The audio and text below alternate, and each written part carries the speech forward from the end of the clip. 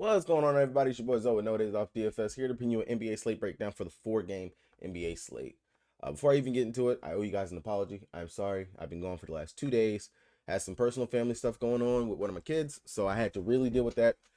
So did not leave me any time to actually do any of the breakdown videos, but I was still able to put out content. Like I've always said, if I'm not here to do my videos, I will always have my content posted up on the Patreon, which link for that is down in the description below. So if you guys are ever wondering what's going on or where you can find some stuff, you can check it out right there, or hit me up on Twitter, X, whichever one you want to call it. Talk to me in the old comment section of some of the old videos. I will respond, talk to you guys if you guys ever want to go over Slate or anything like that.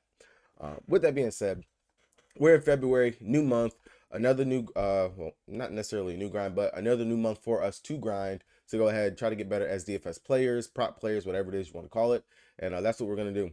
Hopefully you guys get something out of this video. If you guys do, make sure you guys drop a like on the video. It means a lot to me, and subscribe so guys you don't miss any of the content that I do put out.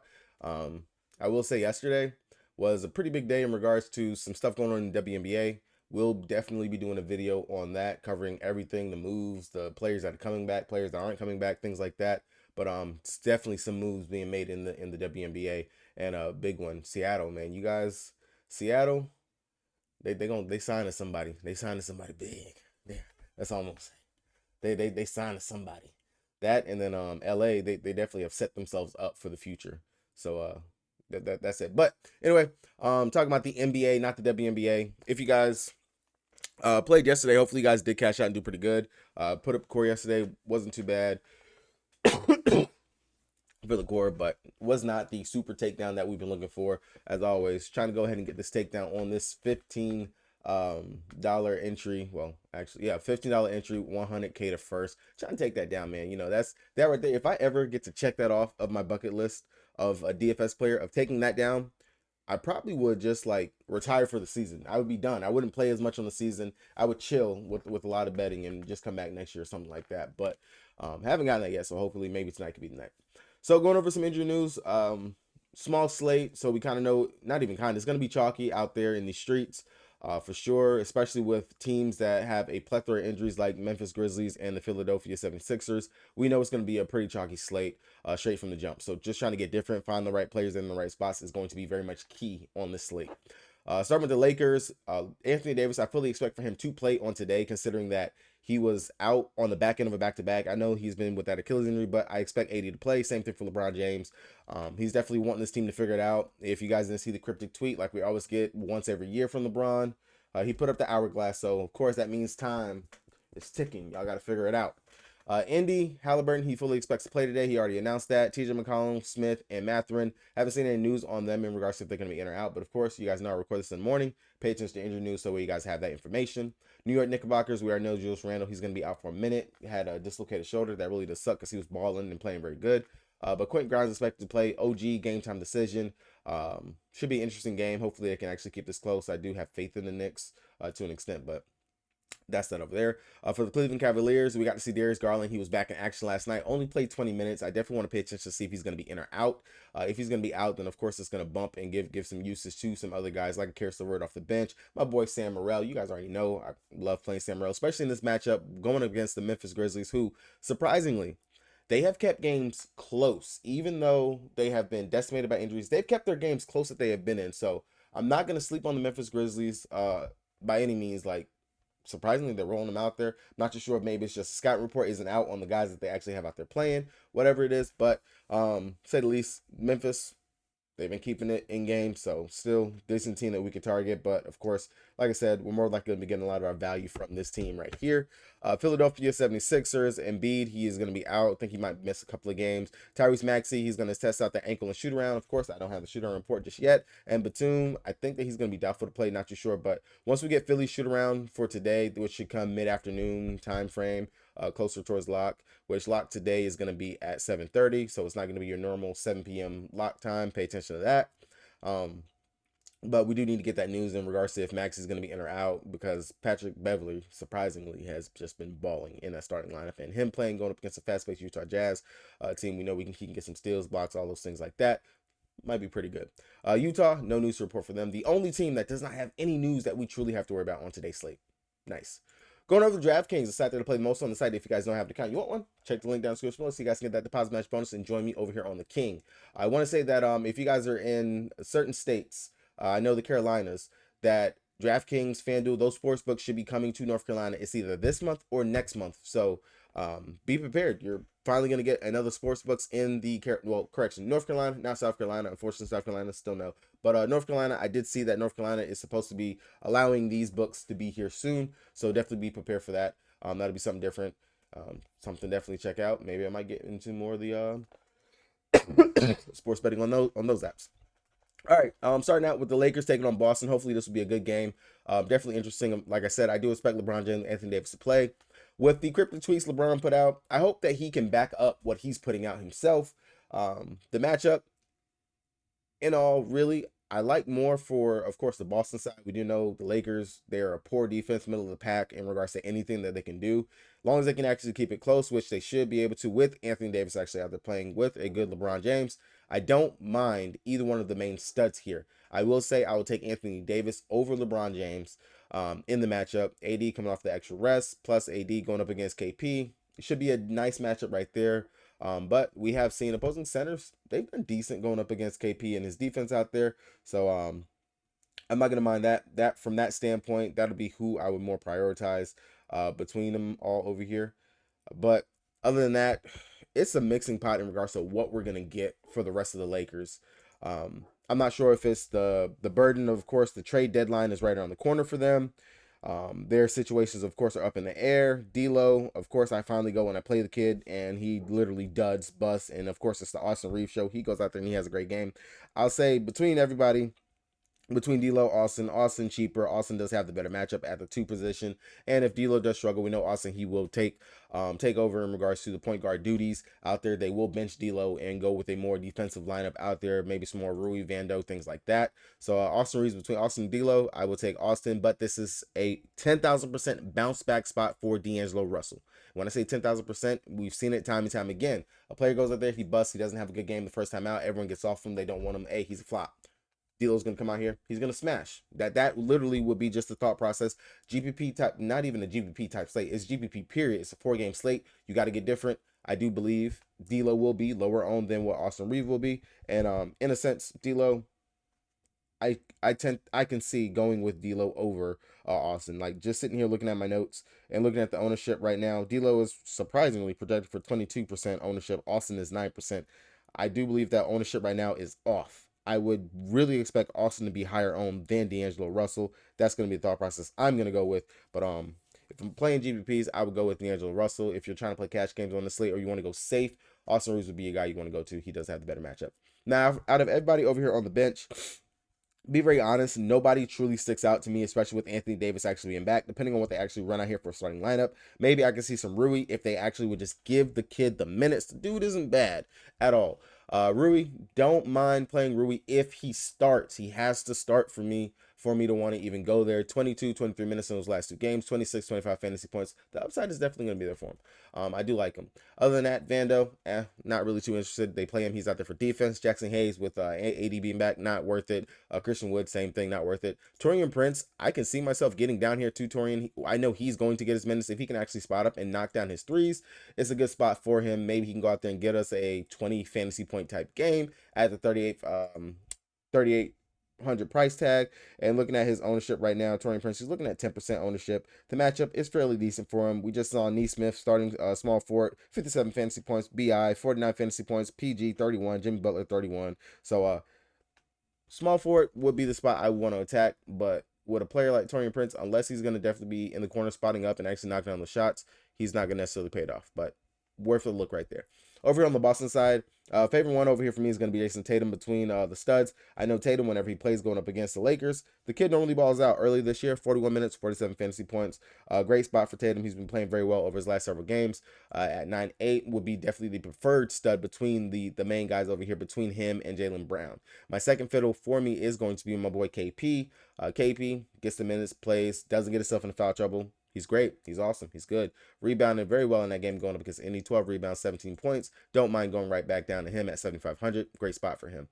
Derek White had a pretty good game in that last game out there against the Indiana Pacers. 35 minutes, 40 fantasy points, 24 points. great spot for him. I don't mind going to him or Drew Holiday, but I will say my main players that I do want to get to is going to be Jason Tatum or Kristaps Porzingis. Off of the bench, with everyone actually being back, I don't have truly any interest in any of these guys. Peyton Pritchard, Sam Hauser are the main two that actually get minutes over here. You can take a gamble on either one of these guys, but none of them really are a necessary play. When you have value coming from Memphis, coming from Philly, those are going to be the spots you're going to want to get your value from over the Boston value, which they could be hit or miss if they're going to actually have a decent game. Going over here to Indy, taking on New York Knickerbockers. We already know that Halliburton, he's going to be in tonight, so don't have to worry in regards to that game time decision. That right there. I will say that out of everybody over here, Neesmith interests me a lot. The kid's balling over his last several games. I cannot ignore the trend of him balling with or without Halliburton being out there.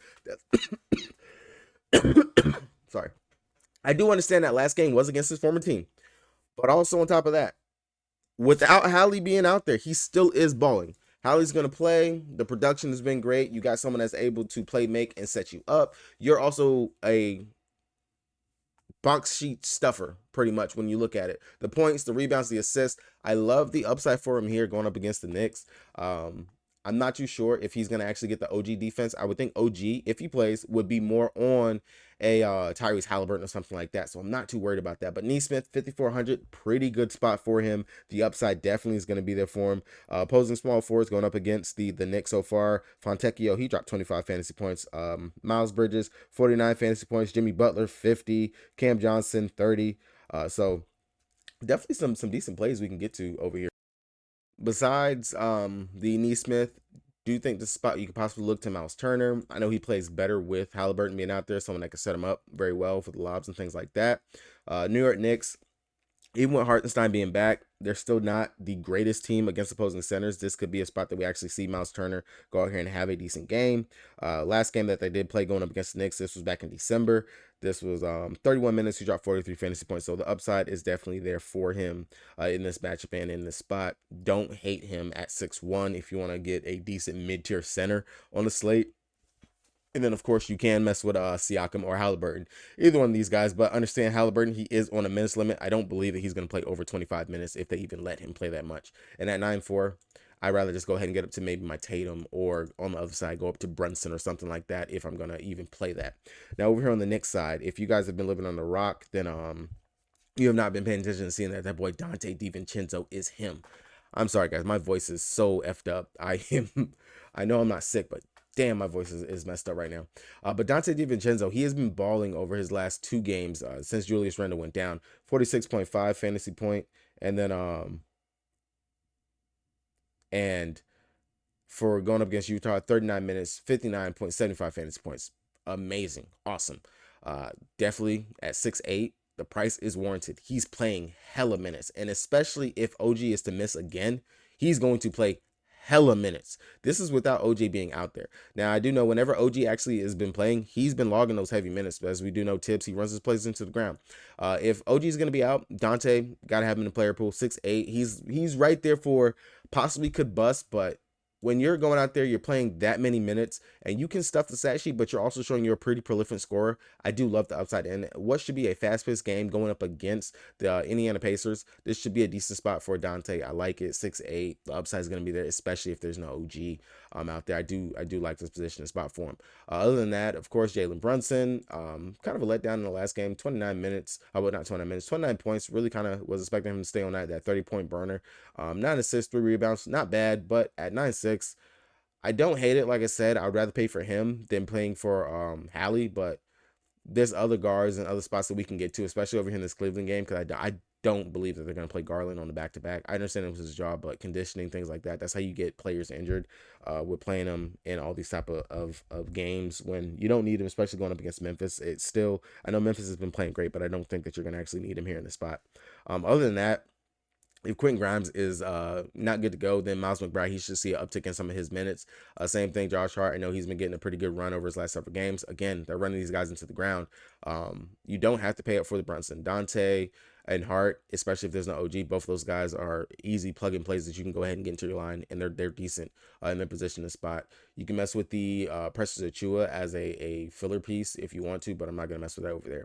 Over here for the Cleveland side, if Garland is to miss on today, which he was in the lineup, no news in regards to if they're going to rest him on the back-to-back or anything. I haven't seen anything. But if he's going to be out, then of course Donovan Mitchell, the usage, the upside of everything. The kid went out there and dropped 72 fantasy points yesterday. Fucking ridiculous in 35 minutes. Should be kind of the same thing here going up against Memphis. I don't mind going to Donovan Mitchell as another pay-up option, but that's if Garland's going to be out. If Garland's in, I'm not really too worried about getting there. I don't see the need to go there at all. Jared Allen, I do love him here in the spot. 8K, Memphis, Jared Jackson Jr., not scared. Not going to be able to actually defend him. They honestly have no one that can actually defend Jared Allen in this matchup. Should be easy rebound day for Jared Allen, easy block day for Jared Allen, easy point day for Jared Allen. All those things should be a smash spot for him. I love Jared Allen today. He's honestly one of my main pieces that I do want to get to on the slate. If Darius Garland is going to be out, then I do have some interest in Sam Morrell off the bench. I know he played 60 minutes last night, 18.5 fantasy points. And if you think this game does get out of hand and they handle Memphis pretty easily, then Sam Morrell still, either way, I love him. He's in my player pool, 4,500. As you guys know, kid's balled. Anytime I played him, I got him in these 30 plus fantasy point games and got him at low ownership. I think today could be one of those days where we can get him at that again as well. But the upside, limitless for him in the spot. Evan Mobley, not too interested in him at all. Same thing for Darius Garland, 7-7. Like I said, play 20 minutes. Maybe if he was to play, bumped up to 22, 25 minutes, but not too interested in him at all on that side. Over here on Memphis, Jerry Jackson Jr., he's going to play, he's going to start, he's going to get the minutes. He has a pretty tough matchup going up against Jared Allen. You can't mess with him. I know he can stretch the floor. Maybe he can actually knock down his threes in this game, keep himself out of foul trouble. He has the upside, but I'm not going to go there. I have no need to play him. I will continue to rotate between the backup guys, the guys that they're filling in. Conchar, he's questionable for today. If he's going to actually be in, if the ankle's fine, then I don't mind him. He's going to be playing that point guard role. D Rose, he's questionable, but I know he's doubtful to actually play.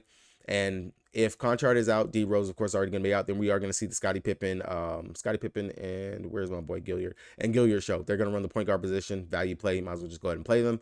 They're not going to get you a 0. And if they actually can go out here and have a decent game, they can go out here and do something decent. They started Scottie Pippen last game, 32 minutes, 29.5 fantasy points. I'll take that again right there. If he does get the start, 4,700, might as well. Decent value, will be chalky, especially on a 4-game slate. Not a bad spot. David Roddy, if he does get the start, another play you can go to, 35 minutes, 24 fantasy points. Again, game blows out, he's going to be out there. If they have very limited number of players, as you can see, ton of questionables, ton of out players. And if Conchar is going to be out, that's just another blow they're going to take. Jared Jackson Jr., really do not like him at all in the spot. Vince Williams, you can't mess with him. You can't go there. Decent spot. I know that he has the upside to put up decent numbers if he can actually get his shot to fall and can stuff the stat sheet in other areas. Don't mind it all, but not a must at 6'4". Like I said, when we have the New York guys playing out of their mind, especially if there's no OG, you have Josh Hart, you have Dante DiVincenzo that you can get to. Philly taking on Utah. Really do have to get that Tyrese Maxey news. If Tyrese Maxey's in, Tyrese Maxey, smash spot, smash play. Really good position for him. And that gets you off of the Halliburton, the Donovan Mitchell, the I already said Halliburton and those guys. But it gets you off of those other expensive guards that you don't need to get to. And you can honestly backload yourself for this game in the event, possibly taking a Maxey at the guard position or at the util spot right there, because it'll let you be able to maybe swap to a Laurie Larkin or something like that if you want to. But if Tyrese Maxey was to miss, then I'm going to want to play Patrick Beverley, 5,600. Pretty good spot for him. He's been playing very well over his last several games, and I do believe he could pay off that price tag. He put up 27.75 fantasy points in that last game against Golden State in 28 minutes. Good spot once again for him right there. And again, if Maxey was to miss, then Kelly Oubre, he's going to get a boost in regards to the minutes and his production that he can actually put up. Decent for him as well. And Paul Reed, I wouldn't want to exactly play Paul Reed. I know he can go out there, he can give you a 50-something plus fantasy point game, but very much far in between in regards to what he can actually go out there and give. With no Joel Embiid, I do like Laurie Larkin. Good spot for him. Colin Sexton, playing back at home, long as the script is in our favor. Because I promise you, I am so tired of it. I play Colin Sexton, 24 minutes, 1 out of 10. I play Colin Sexton, 17 minutes, 4 for 11, gets pulled, literally completely just crushes my hopes for my fantasy stack that I had. Like, just ridiculous. But I'm going to believe back at home, he's going to get his minutes, he's going to get his burn, and he's going to pop off like he did versus OKC, versus Indy, versus the Lakers, versus Toronto, versus Denver. I'm going to believe in Colin today that this is a pretty good spot for him with or without Tyrese Maxey being out there. But Laurie Larkin, be the main guy I want to get to over there on the side. John Collins, of course, no Joel Embiid. Dude's been balling himself. I do like him. If they put his fantasy point prop around the 25, 26, I will take the over on that. Again, dude's playing at home. They've been playing very well at home, and his production has been pretty good as well, along with Lauri Markkanen and Colin Sexton and those guys out there. And last play I really do want to mention, Fontecchio. I don't know what the kid has to do to get his minutes bumped up, but he plays pretty decently. And at 4,200, the best spot from looking at DVP and stuff like that to attack would be at that small forward position. And Fontecchio, he's going to get the start. DraftKings, they say 7th, but it's not 7th. Opposing small forwards have actually done pretty good going up against Philly, and I do like the upside for Fontecchio right there in the spot. As you guys see, my main player that I do want to get to today is going to be Jared Allen. Other than that, I will have my player pool and core. Well, player pool is going to be going up pretty early today because I already went through and got everything done for that. So that will be dropping probably in the next hour. Probably after this video goes up, it will be up for the day. So definitely check that out in the Patreon. That will be uploaded. If you guys want to talk to me or anything like that, talk to me down in the comment section. Hopefully you guys do cash out. I should be back tomorrow. I don't believe anything is going to keep me away from you guys 3 days out of this week, but I will let you guys know. Hopefully you guys cash out. Peace.